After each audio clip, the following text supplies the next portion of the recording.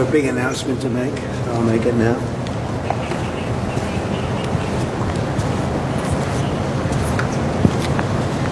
So, we're at the Kennedy Center. It needs a lot of work. We're going to fix it, make it beautiful. It's a very big part of the fabric of D.C. and the Capitol. We're bringing back the Capitol. We're bringing back our country.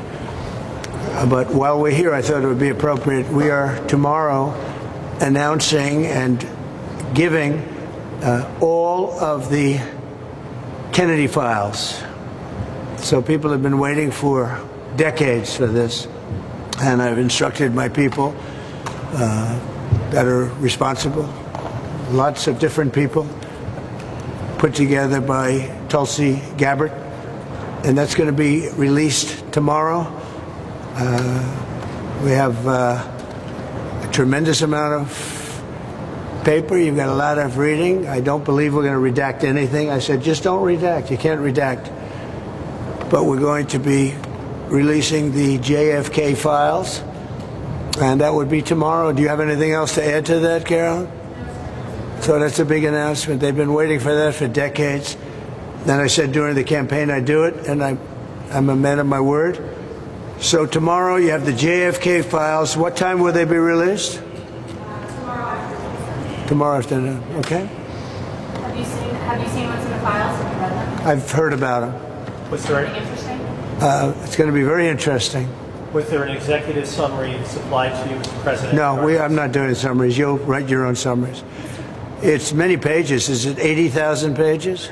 Approximately 80,000 pages. So it's a lot of stuff. And you'll make your own determination. You have criticized President Biden for using AutoPen in the last few days. Have you yourself ever used AutoPen, sir? Yeah, only for very unimportant papers. And I don't call them unimportant. If you do letters where people write in and, they'd love to have a response, or we'll write responses, and I'll sign them whenever I can, but when I can't, I, would use an AutoPen.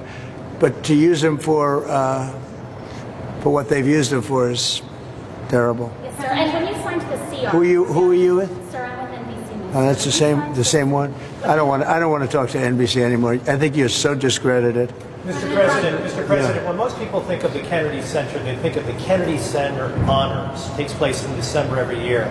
Is that something that you anticipate hosting at the White House? And what do you think that... We're going to have honors. We're going to have, I think it's going to be a much bigger show than it has been in the past. It got tired, very boring, very radical left. Unless you were a radical left, it just seemed that nobody was chosen. There are a lot of people out there that can get the honors, and we're going to do it. I think we'll have a very big show. It's going to be a very big show. We have some surprises on that show, some big surprises, but I think it has a chance to be a very big show. That's a big part of the Kennedy Center, the honors that evening. And so I think you're going to be really surprised. I think it's going to get great ratings, actually. Mr. President, there's been some discussion about potentially meeting with Putin in your administration. If there is a peace deal signed, would you be open to inviting Putin to the White House? Well, I don't want to really even discuss it. I got to get the deal. I've got to get the deal signed. 2,000 people a week sometimes are killed, and we have to get that agreement signed. But that's the only thing I think about.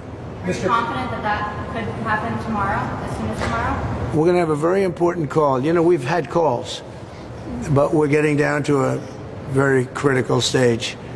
And we want to get the whole Russia-Ukraine thing done. And I think Ukraine wants it. I know they want it. Everybody wants it.